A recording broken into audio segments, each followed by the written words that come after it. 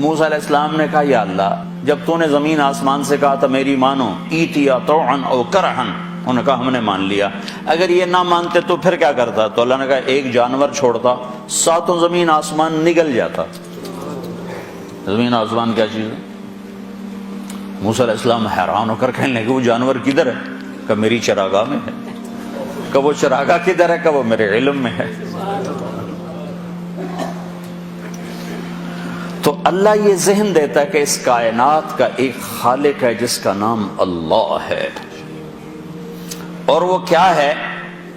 سب سے خوبصورت اللہ کا تعارف قرآن میں مختصر الفاظ میں ایک تو میں بتا رہا ان ربکم اللہ، تمہارا رب اللہ کون؟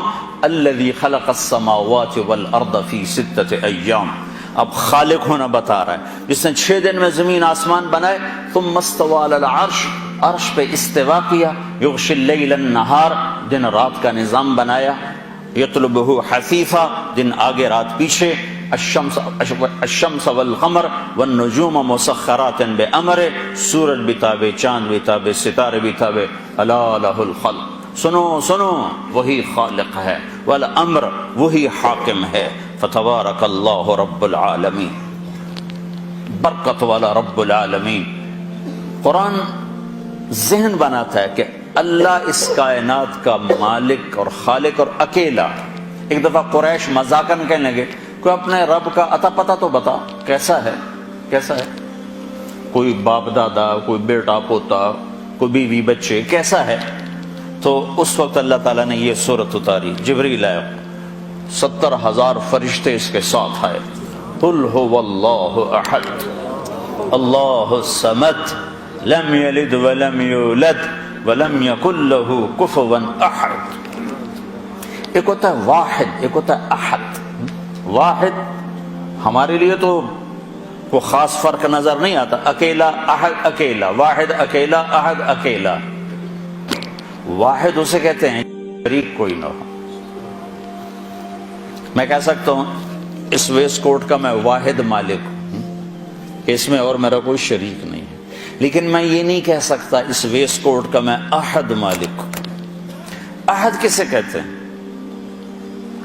سوچنا چاہو تو سوچ نہ سکو اسے کہتے ہیں احد، دیکھنا چاہو تو دیکھ نہ پاؤ اسے کہتے ہیں احد، تصور میں لانا چاہو تو لا نہ سکو اسے کہتے ہیں احد، اس کے بارے میں اپنے خیالات کی سواریاں تھکا دو بھگا بھگا کے وہ تمہارے خیالات کی پکڑ میں نہ آ سکے اسے کہتے ہیں احد، جس کو سمجھنا چاہو تو تمہاری سمجھ سے بالا تر ہو اسے کہتے ہیں احد، جس جیسا ہو ہی کوئی نہ اسے کہتے ہیں احد، جس کا مثل ڈھونڈنا چاہو تو پا نہ سکو اسے کہتے ہیں احد، جس جیسا دیکھنا چاہو تو دیکھ نہ سکو اسے کہتے ہیں احد، جس جیسا سوچنا چاہو تو سوچ نہ سکو اسے کہتے ہیں احد، جس جیسے کا تصور کرنا چاہو تو تصور نہ کر سکو اسے کہتے ہیں احد، جو الفاظ کے جامع میں سما نہ سکے، جو خیالات کی دنیا میں آ نہ سکے، جو زمان و مکان میں سما نہ سکے، جو کون و مکان میں آ نہ سکے، جو اتنا دور ہو کہ نظر سے بھی آگے اور خیال سے بھی آگے، اور اتنا دور ہونے کے بعد اتنا قریب ہو کہ شاہ رگ سے بھی زیادہ قریب ہو جائے، وہ احد ہوتا ہے۔ احد، قل هو اللہ احد۔ برمنگھم والوں کو بتاؤ کہ زمین آسمان کا ایک مالک ہے، وہ اللہ ہے، کیا اس کے ساتھ کوئی اور ہے؟ نہیں، احد احد۔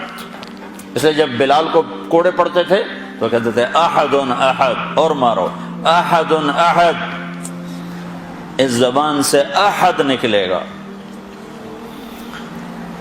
کیسا ہے؟ اللہ الصمد، کسی کا محتاج نہیں، سب اس کے محتاج ہیں۔ کیسا ہے؟ لم یلد ولم یولد، نہ ماں باپ نہ بیوی بچے۔ کیسا ہے؟ ولم یکن لہ کفوا احد، کوئی اس جیسا ہو تو سوچ سکو، کوئی اس جیسا ہو تو سوچ سکو، کوئی تصور میں تو تب آئے جب اس کی کوئی مثل موجود ہو، کوئی شبہ موجود ہو، کوئی مثال موجود ہو۔ مثال سے، مثل سے، شبہ سے، شبیہ سے پاک ذات ہے، پاک ذات ہے۔